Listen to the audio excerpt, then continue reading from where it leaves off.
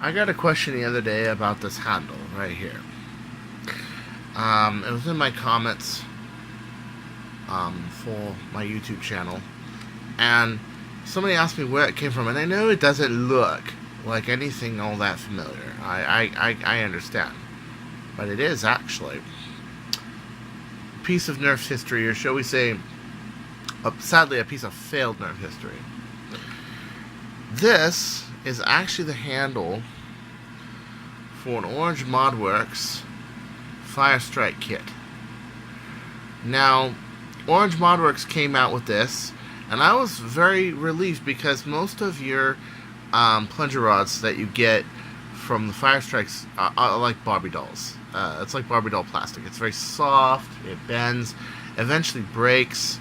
As much as you try to reinforce it, the notch just isn't this isn't strong enough. Well, unfortunately, you can see the fiberglass around it. That's epoxy, 2 layers of epoxy resin fiberglass all the way around. What I'm going to do with this isn't finished yet. What I'm going to do with this is I'm going to put this number 10 rod through here. I'm going to put a bolt on this side and a bolt on that side. This one is already reinforced by a number 10 screw in the back and a boat deck screw on the back.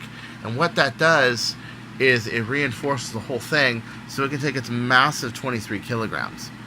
But the sad thing about this kit is that they only made 100. And I have to say that the plunger tube was a rubberized kind of plastic. The trigger was rubberized too. It wasn't metal like the original we're going to do. And the catch was the same brittle material that this was, and it didn't hold up. The Delrin catch that comes with Firestrike actually is better. Once I gotten this, it was a great Firestrike until I broke it, and I had to remake it like I did this one.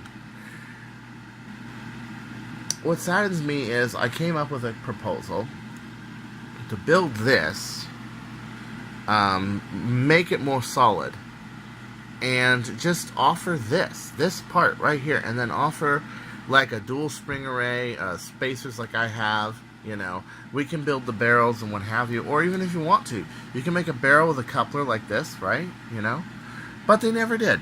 It was another time that Orange ModWorks, famously as they always have shrugged me off. The most infamous time that Orange ModWorks shrugged me off was about the Stage 3 Retaliator kit, which I, just like this, sincerely wanted to fix. Okay, sincerely wanted them to come up with a better design. Now, last time that June was in Singapore, well, I tried to get a hold of him, but we kind of missed connections. But I had basically come up with a very good, Stage 3, but he made his with the barrel attached to it like so. And I'd heard about it, and I was like, wow, I can't wait to see it. So he had a 3D printed version of this, and I wanted to see this, but even to this day, it's still not out. And it was about the barrel length of mine and everything, and it looks like he finally got rid of those trapdoors, and I was like, wow, cool.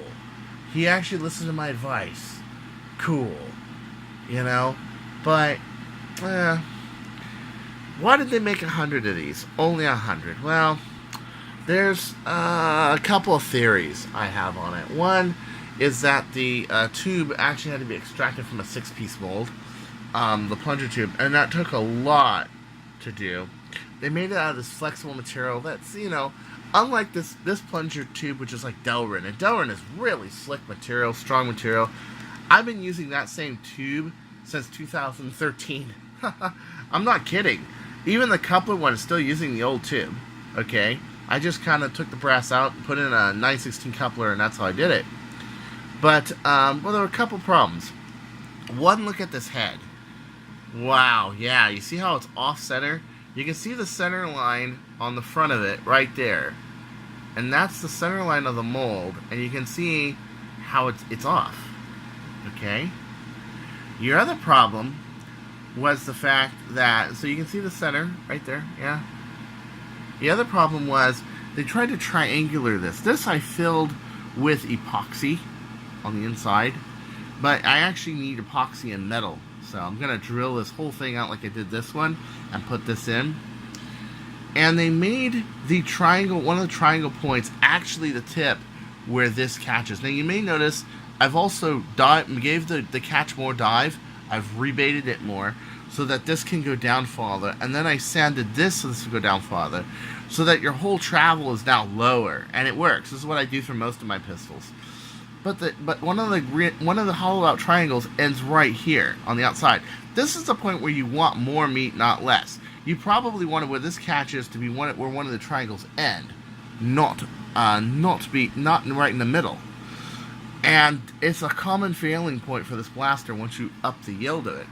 And even though, okay, they designed it for the 8K strong arm spring, or the 7K strong arm spring, okay, you know what? People are gonna go more mighty with it, like I did, okay.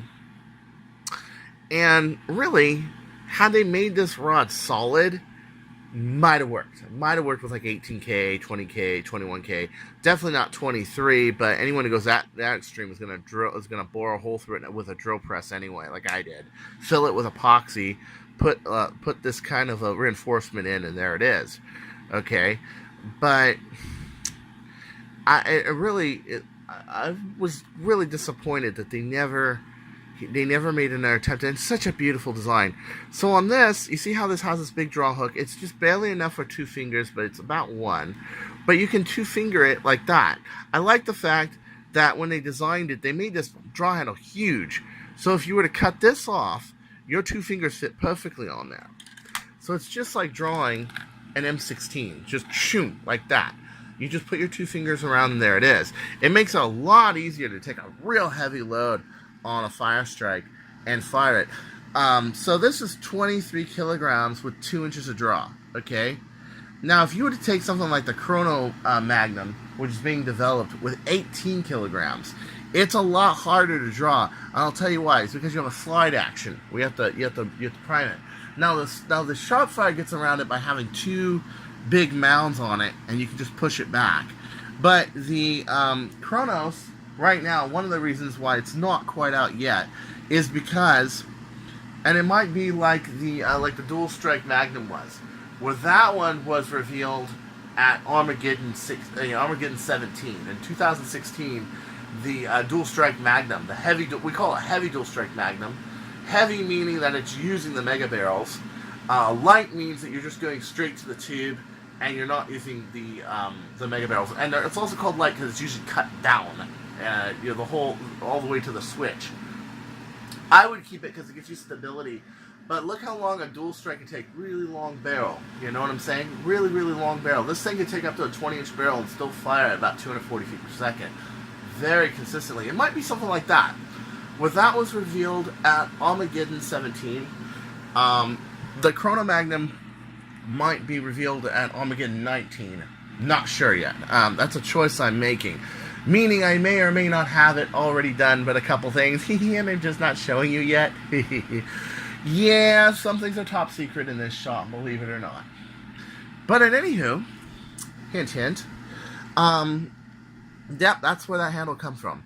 So basically what I did, and this is a nice material, it's like a urethane material, I just cut this, sanded that, and you can see where that handle comes from. Yep, that's it.